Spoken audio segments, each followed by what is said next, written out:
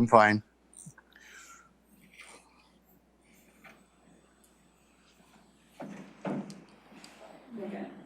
Good to go. Okay. Good morning. Welcome to the Thurston County Board of County Commissioners check-in for this Thursday, September 2nd, 2021, 10:02 a.m. My name is Ty Menser, Chair of the Board. Vice Chair Commissioner Gary Edwards is here on our Zoom platform, and Commissioner Mejia, I expect, will be joining us shortly.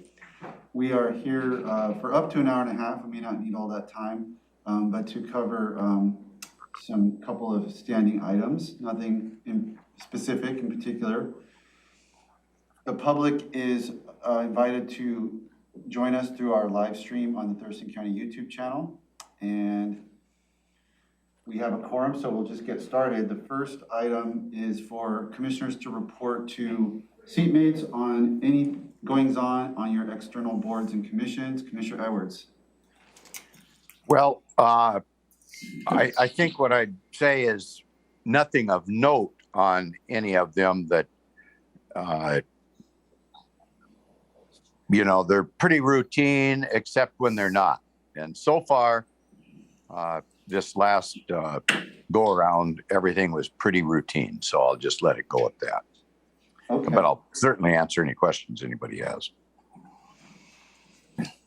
Okay. I can't think of anything. I don't know. I didn't really have many external board meetings over the last week. We did have a check-in last week. I do sit on the, so I guess the only things that I was doing external board-wise was Chehalis Basin, and I already reported on the Chehalis Basin Partnership. My role on the Chehalis River Basin Flood Authority doesn't give me a seat on the Chehalis Basin Board, but it does connect because 3 Flood Authority members sit on the Chehalis Basin Board, and I'm always trying to learn what they're doing. So this morning, prior to this meeting, I was listening in there, and there was a presentation on what they call the ASRP, which is the Aquatic Species Restoration Plan. It's kind of for the Chehalis Basin, the goals are to enhance habitat for aquatic species and control flooding. And so this is kind of the species side of the equation. The plan was funded apparently to the tune of, it's like a $750 million plan. 30 million was allocated for this biennium. So what was presented this morning was kind of an overview of how that $30 million will be allocated, what processes are in place, what are the different chunks of funding that are going where. Our own former county employee, Nat Kale, is kind of the lead for sort of presenting this information on that plan to the Chehalis Basin Board. So that was nice to see a former Thurston County employee in a starring role at a higher level. He did a good job. And yeah, there wasn't any surprises. Apparently one of the board members was really surprised that they do not have money, the plan can pay landowners for their easements or their property, but, hello Commissioner Mejia, but they cannot, or the landowner can voluntarily participate, but there was some discussion about, well, is there a financial incentive program just to get them to participate in projects without actually relinquishing property rights? And the answer to that was no, although there are programs like that that exist in the state sort of looking at that, but that's not something that's currently done. Either the state buys your land right from you either as an easement or a fee simple acquisition, or you participate voluntarily. You don't just get paid to participate in something that doesn't result in a property right transfer. So anyway, that was kind of interesting to me. Commissioner Mejia, we're just going around on specifically on external boards, anything you'd like to report, and Commissioner Edwards didn't have really anything, and I was just reporting on the ASRP presentation at the Chehalis Basin Board, and that's all I got. Yeah, I apologize. I was in the waiting room waiting to be let in. And for things to report on, I had SWAC meeting yesterday, although nothing really to report on from that, and then intercity transit in the afternoon. And I guess the only thing of note to tell you is that we passed a vaccination mandate for inner city employees. And so they are going to continue negotiations with the unions, but that was about it. SWAC, what are you guys doing on SWAC? Like, I haven't heard much from SWAC lately, so I'm curious. Yeah, so from SWAC, one second, let me get notes. We had a couple presentations in regards to the work master plan update, and then we had a SWAC bylaws, and then we also had a paint care presentation from Kim Harless. And that presentation was a really good one, and it's about what they're doing, especially in regards to kind of like more of a construction type items, such as paint. So that was basically it on that side of things. Commissioner Edwards, any questions for Commissioner Mejia?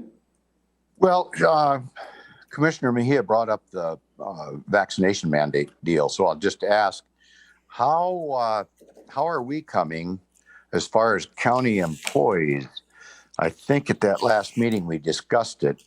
There was like 400 that had been vaccinated, and then the board voted to do that mandate or testing, I guess, is the best way I can put that. A little different than what the governor is proposing, I think. But have we had a bit of a rush by employees or anything on lining up for shots or anything changing there on the vaccination process? I don't know, maybe Robin would know that. I thought maybe it would fit here. So I don't have an update this morning on the number of county employees who have been vaccinated. We are just starting to work on the policy, and the union negotiations have been scheduled. They haven't begun yet, but they have been scheduled. And then, as you are aware, District Court passed a vaccine mandate that does not have a testing option. So that's the update I have for you on that topic. Is there anything new at all on? Apparently, several of the bargaining units at the state level have filed some type of litigation. Anything new to mention on that and how it might affect us? Not that I'm aware. Okay. No, I think I'm good on that. I do know that one of the, well, I guess it's public information. One of the commissioners down in Lewis County has come down with this. So it's, pretty serious. None of us are exempt from it. Robin, just to clarify, the district court, because I remember when we were discussing our policy, it wasn't crystal clear. It was suggested that the courts are kind of independent to some degree on this topic, at least, and Yes. would have their own authority to do X, Y, or Z, and it sounds like that's turned correct. out to be accurate. That is accurate, and District Court has ordered their employees to either be vaccinated. I think they set a date later than October 31st. I'd have to check. I think their date is November 15th. And at your check-in with Superior Court this afternoon, you may ask if they're That's what I was going to considering. suggest. We have that at 1 p.m. with Superior Court, and so that'll be a relevant topic for that discussion. Right. Okay. Then let's go to our second item, which is just commissioner items, just an opportunity to bring up anything else. It doesn't have to relate to a board or commission or anything, really. We'll start with Commissioner Mejia, if you have anything for this. I do not. Commissioner Edwards.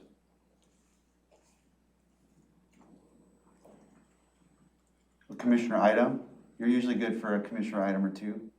Oh, Oh, sorry, I was on mute. Sorry about that. It's okay. I did see in the HCP news release that went out that the chair had commented in there. So maybe you've had a chance to review that better. I looked it over. I didn't think I saw anything of concern. So I know that was, I suppose we were supposed to get that back to Megan by tomorrow. And I just wondered if my seatmates had any concerns or had reviewed it. I did review it and I made my quote was fine, and I think I had done that a couple of weeks ago. Apparently, Thomasina was joking that, sometimes we think county government moves slow, but the federal government is like on another level. And so like we whip out a press release in a day or two, and then it sat for a month in the Fish and Wildlife's desk. And so that quote, I couldn't even remember it because I'd written it so long ago. But anyway, it looked fine. I had some typographical stuff that I submitted back, but I didn't have any concerns. Commissioner Mejia? Okay, looks fine to me too, so. Yeah, I didn't really have any comments on it. Okay, good. Do we, Yeah, are we going to go around kind of the table, or how long do we take up Commissioner time? Mejia didn't have anything, and I only have two kind of short things, so go ahead, Commissioner Edwards, take another shot. Okay. Just for general discussion from the comments at our last board meeting, Mr. Pettit brought up the fact about revenue didn't match expenditures or something, and I just run that by Robin. I mean, is there anything we need to pay attention to? I never know for sure what's happening or coming. I see we're going to have a budget issue, I think maybe today, but that's been rescheduled, I think. So the budget is currently under development, and staff are finalizing what's in the system, or trying to work with the information in the system. It won't be final, of course, until the board adopts a budget in December. Mr. Pettit seemed to be focusing on the fact that certain numbers have changed, and that's normal in a forecast. It's a forecast. They are point in time best estimates as of current information, and forecasts will change, and this one did. And what you see there is he specifically pointed out property tax numbers had gone up. That's because in March I was estimating what new construction might be. We're a little closer to getting new construction numbers. While I don't have them, we have better information for me to base that on, and I've done the calculations of the property tax calculator. The sales tax forecast has gone up substantially, and that is because we're 5 months farther into the year. We have more information about the growth rates, and so I have better information to put on, and we know that the more revenue is coming in than we had anticipated 6 months ago. So the fact that the numbers on the forecast change, perfectly normal for a forecast. You will also see a change, as we discussed. The forecast that you reviewed last Thursday was very preliminary. I had highlighted certain things that were absolutely going to change. As we work through scrubbing the numbers, if you will, that are submitted in the budget system. So what you see next Tuesday, Wednesday, and Thursday will not look like the numbers you saw last Thursday, because it's a forecast. Okay. Let's see. At the Capcom board meeting, not that this is anything unusual, yesterday that I attended, they said revenue was up at 17%, I think, on sales tax, which they get that's how they're funded as well. So Yeah. looks like that continues to be doing pretty well. Oh, extremely well. I have a sales tax, as I said last week, I'll have a sales tax report for you next week. And as of the end of July, our sales tax growth rate was closer to 25%. We Okay. expect to end the year at about 17%, which is what we're seeing in the cities as well. Okay, thanks. One other issue I would bring up just as a heads up, maybe for Keely well, we won't have our meeting on Tuesday, but a follow-up so that at least she gets the information. I got several calls from citizens out near the Yelm area where there's getting to be kind of an established homeless camp on a state right-of-way. And that state right-of-way has to do with purchasing the bypass. I think the state purchased some of the property that they've not developed. The bypass has been delayed a little bit.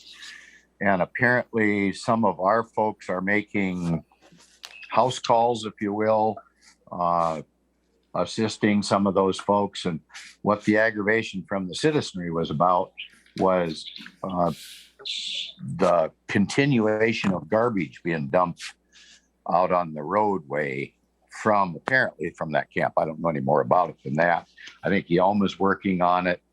And I just wanted to maybe pass that on to Keely somehow so she'd be aware there is a complaint. And I'd be asking about it maybe at our next meeting, just as a courtesy heads up for her. So anyway, that's kind of, I guess, the postcard that got mailed out about the shoreline management plan. Some problems there, and it looks like there's going to be a delay. I don't know how that affects with Jennifer taking leave, I guess, from the county. I don't know if Andrew Dufobus is making those changes, but he's out for a little bit as well. And it seems to me Jeremy said they were going to mail that card out again. So I don't know if you folks were brought up to speed on that. I talked to Romero a little bit about it earlier in the week. I don't know if he passed that on. So just a little snafu going on there on the public notification. Snafu, as I haven't heard anything about this. Snafu as to who received the card, or snafu as to what the card said, or do you know what kind of snafu we're talking about? It had to do with the address, with the website address to contact for public comment. And there was something amiss there. You're talking to the wrong technical person to find that out. But I think Jeremy gave Robin a card, and I think I last saw that on Romero's desk. So, or maybe where he was sitting, where Robin is sitting now. So I suppose he was looking at it. So it didn't sound like anything major. It was just that the public tried to get in and could not get in, apparently. So, kind of ties in, I guess, with what Megan's working on about updating our whole process. Okay. I'd like to go back to your comment about the budget comments, because I'm glad to hear Robin's explanation, because I was a little confused myself. It seemed like Mr. Pettit was talking about tax projections, and of course projections are going to change. I don't even understand the confusion. He says numbers are, I forget the word, incontrovertible or whatever.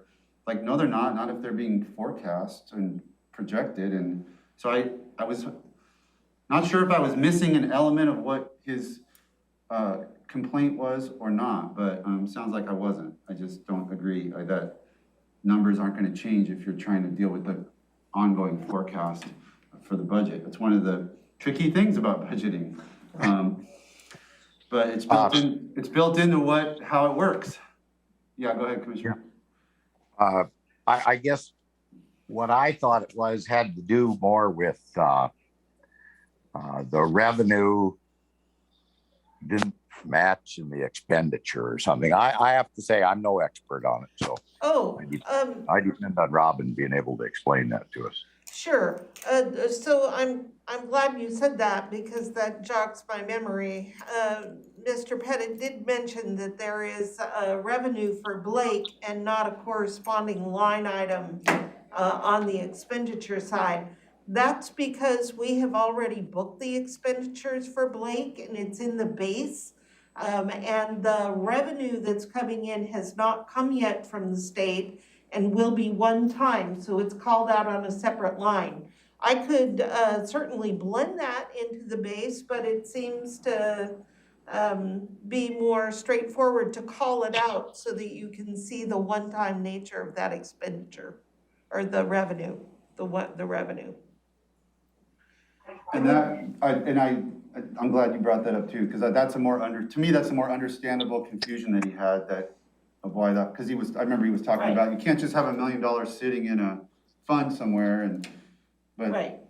Okay, so thank you for that explanation. The other thing he said though that I thought it was kind of coincidental because he mentioned the Citizens Budget Committee, and I've actually been independently working on I won't say a proposal, but I've been researching into citizen budget committees because Lewis County has one, and I've had Thomasina actually speaking with the budget director and the chair of that committee, trying to learn what is it that it does, how useful is it something that, maybe we've talked about this in the past, I think a couple years ago, and the board didn't move forward with it, but what's funny about it is my concept of what this committee would do and what Mr. Pettit's is completely different.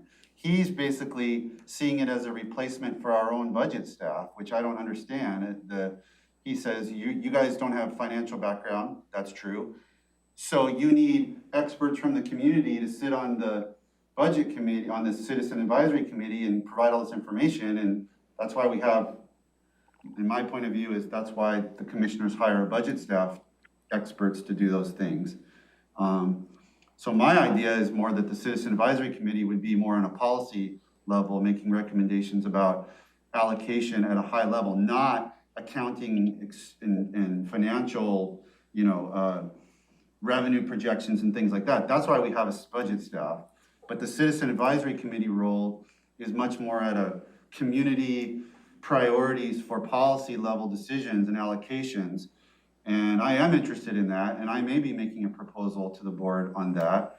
But anyway, that was kind of coincidental because the very week that I had been working quite a bit on it, Mr. Pettit made that suggestion. And maybe there's an overlap to some degree that would serve both of our needs, but goals. But anyway, thought that was interesting. Speaking of public comment, I wanted to share with the board, because Commissioner Mejia wasn't here. I was pretty disappointed by the public comment we got about Black Lake. Not that the citizens are concerned about water quality, because I am, as well, to the core of my heart. But was it for this Tuesday? Commissioner Messer, was it for this Tuesday? I was here. Yeah, Tuesday, the public no, I mean, you weren't here. I'm saying you weren't here for what I'm about to explain. Oh, okay. I was like, wait, this Tuesday I was here. No, I want this is a chance for me to remind Commissioner Edwards and let you know that we got the exact same comment a year and a half ago, and I spent considerable time researching the public's contention that the Black Lake Special District is limited to flood control activities and may not engage in water quality activities. That is the contention of this citizen group. I spent dozens of hours researching that, writing a memo, speaking with Department of Ecology.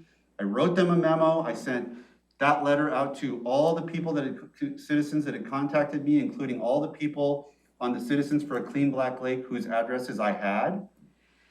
And they came in and basically made the exact same arguments, like completely disregarding the work that I had done. Now, if they want to come in and say they don't agree with my argument, that's fine. They don't have to agree with my analysis.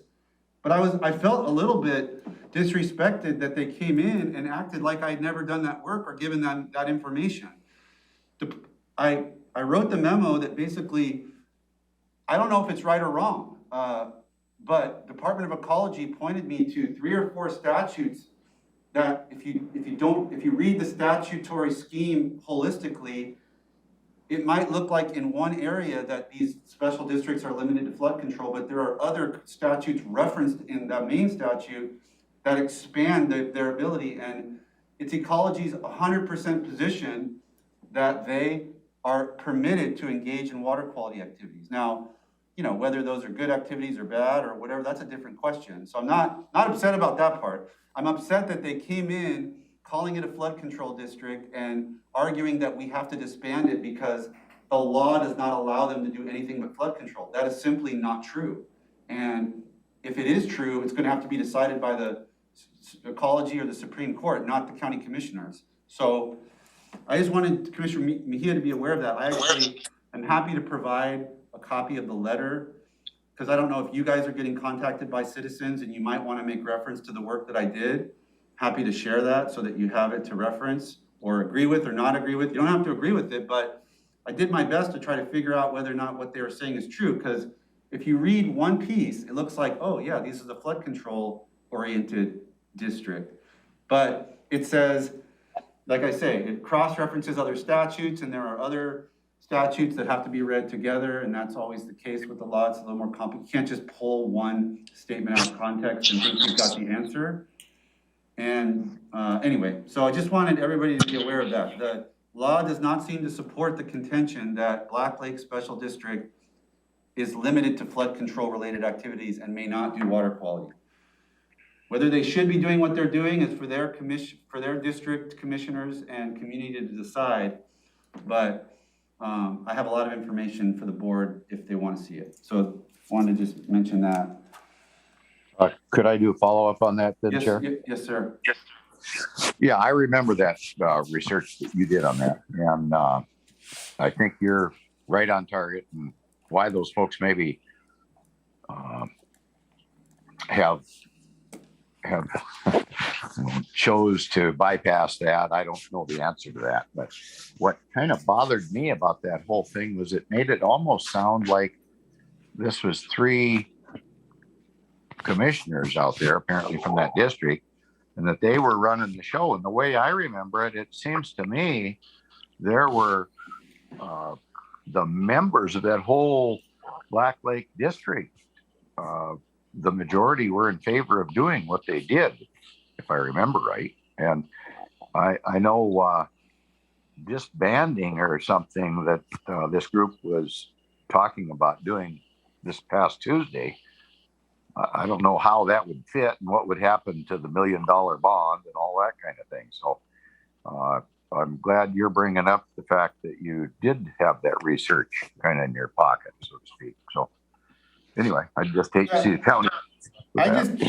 They could have just come up and said, just made passing reference to the fact that Ty provided us this explanation. We don't accept it for X reason. And that's fine. They don't have to listen to what I'm saying, but to come up and make the same argument with no acknowledgement that we've kind of gone through that, and I put a lot of effort into trying to engage with them on that, was a little disheartening. So, all right. My only other item on my list was there's been a lot of talk about a Deschutes Watershed Council.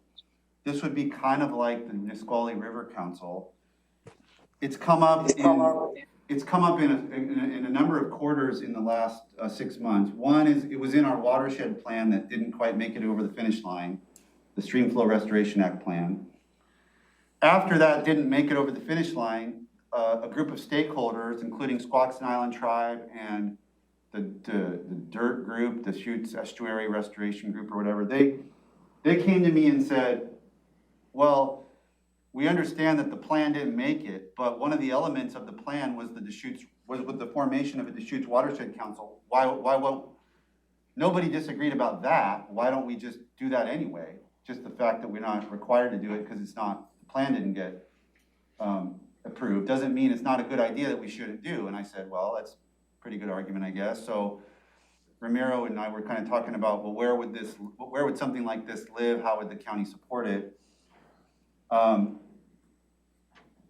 Ramiro was thinking that maybe the Squaxin Island Tribe would be willing to sort of support it, and so there might be a proposal to ask them if they would be interested in that. In the meantime, at a meeting last week, Thurston Conservation District, Sarah Moorhead, the director, said, I have a grant it's not a grant forever like most grants, but it's a grant that's there now that would actually supporting the Deschutes Watershed Council would fit pretty nicely within what the permissible uses of this grant are. Maybe we should have a discussion. So that kind of got the wheels turning again in my mind. And then a fourth place is the Olympia's public comment on the Capitol Lake EIS.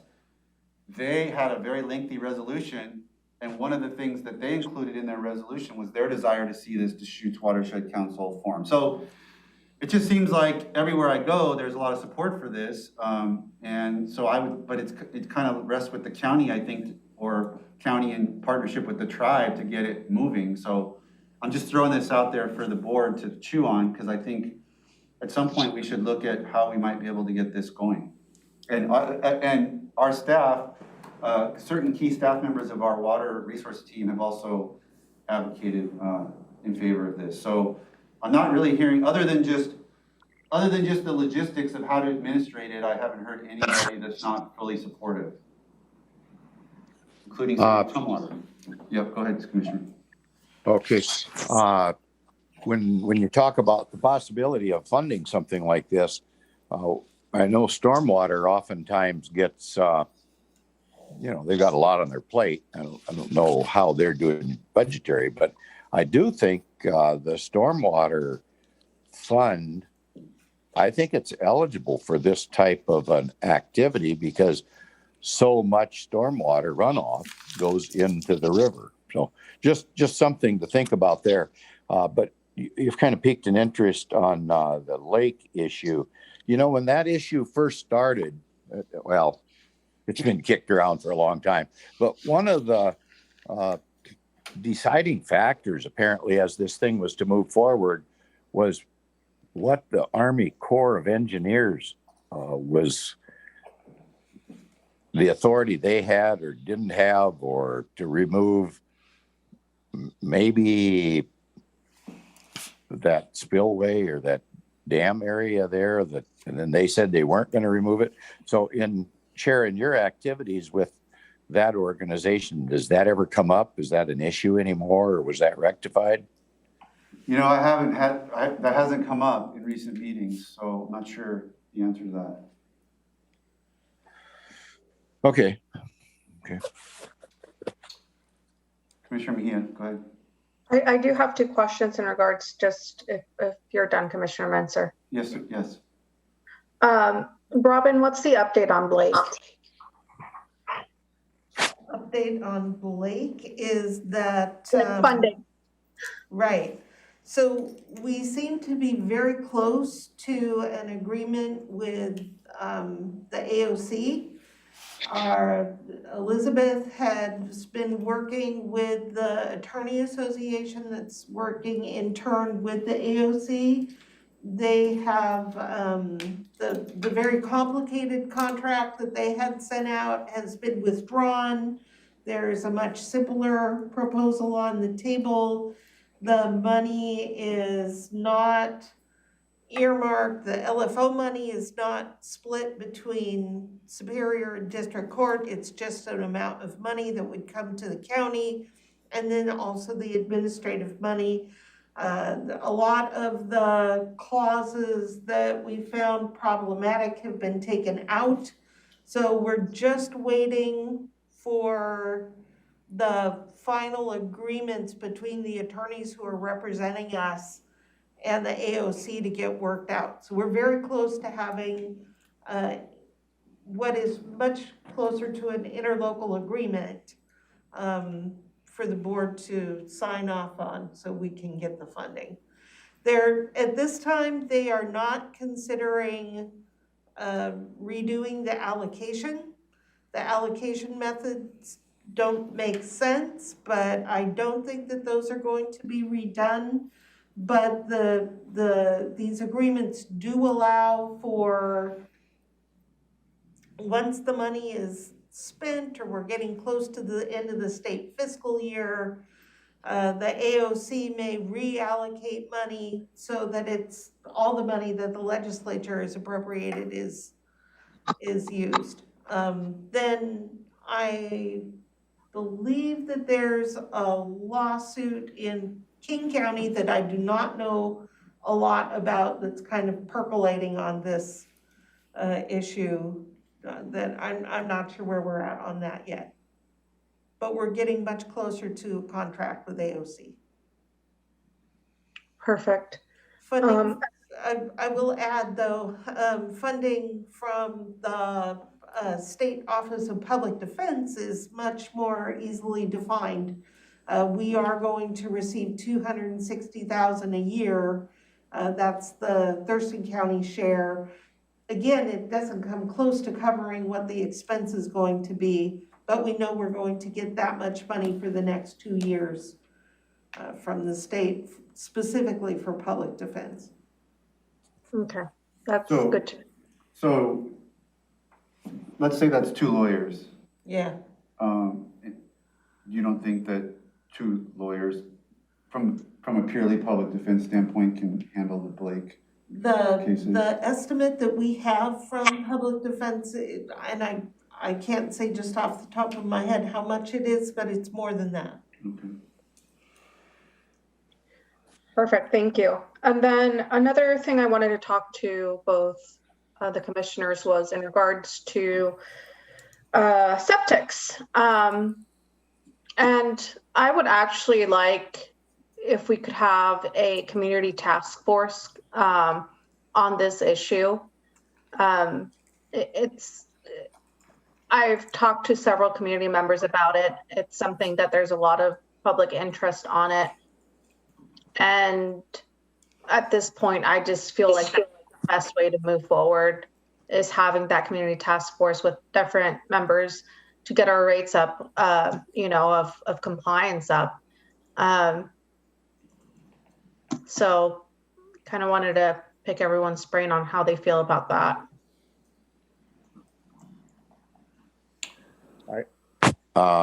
You just want comments on it? Yes, sir.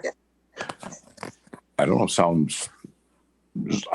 whenever we put together a task force, for an example, using, say, septics as the issue, I just like to make sure that we've got all segments represented and have a good balance on there. So other than that, that's, I think it'd be great. The process, I really don't know how that would come about at this point, but I suppose Art and his folks could figure something like that out. I don't have a problem with the idea. I guess I just wanted I would want to make sure that, Commissioner, have you ever had a chance to look at the Scatter Creek Community Task Force recommendations and resolution? So we kind of did this in a particular area of the county. Sounds like I think it's a good proposal to say, let's look more holistically at the whole county. And maybe that's the right approach. I understand that it's a lot of differences of opinion and a lot of community interest. I'm looking to just, I am primarily, trying to show the community that I'm trying to move the needle forward. Just use that phraseology. If convening a task force, is the right thing to do to move the needle forward, that's something. Something's better than nothing. I just think that we can't just sort of ignore this issue. I think that we've got to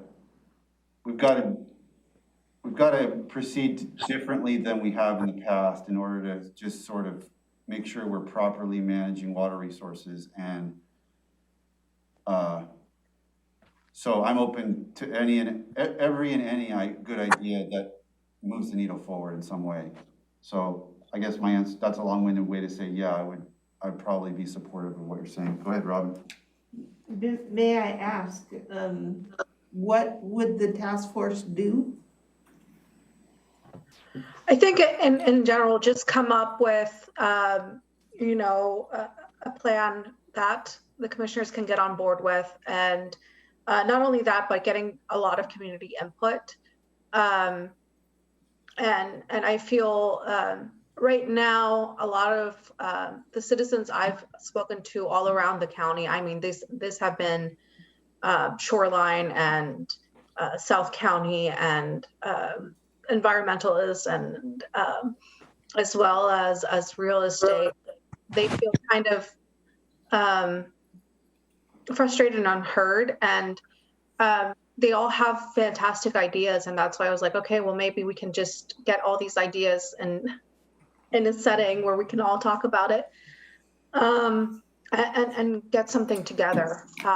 Because I mean, I'm with Commissioner Metzer. I want to push the needle forward, and I just don't know what way, we can do that where we are incentivizing the people who have done the right thing and who are keeping up to date. But on the other hand, I'm hearing a lot of frustration from septic companies who are going in and they feel like, the county doesn't really want to work with them. And so it's just different things where I'm like, how can we improve and be better? And I understand it's in turn, our fault because we haven't really been funding that aspect of public health, and maybe, it's a funding issue. But I would want to get, someone, different aspects of our community to work on something like this and see what, they can come up with. So I'll remind everybody that I put a kind of commissioner item budget placeholder in for, whatever we might land on for a septic. So this could be something that comes out of that placeholder when we get to the budget, if it could be sort of costed out of what it might, maybe that's the thing that we fund, because even if I was certain of what I would want to do based on all of our prior discussions, I'm not 100% sure we have the funding to do the thing that I would want to do. So, so it may be that this is the best option if it's a more cost-effective in the short-term option, and then gets us to some more durable community-supported proposals. Anyway, just a thought. Okay, 10:44. Does anyone have any other items they want to address? How about I have one other question, sir. Yeah.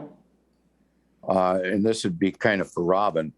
And Robin, on the Blake decision, you talked about on the allocation. I'm just kind of curious, did they fix that problem? And did you ever figure out, if they did fix it, about the cities and the counties getting money, and why was that even proposed that the city jurisdictions were going to need all that money? So the allocation was revised to exclude the cities.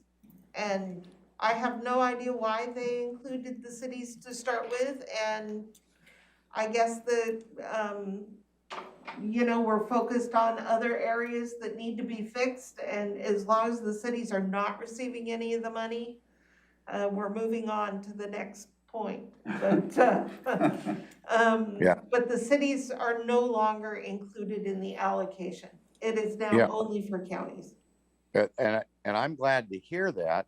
It just that original proposal scared me so bad that here the entity that's going to be in charge of making those decisions didn't even know enough about what we're doing to be able to realize that they threw a group in there for, I don't know, more than half the money or something, that had no position no dog in the fight, so to speak. And it really bothers me that the entity that's in charge knows the least. That's all.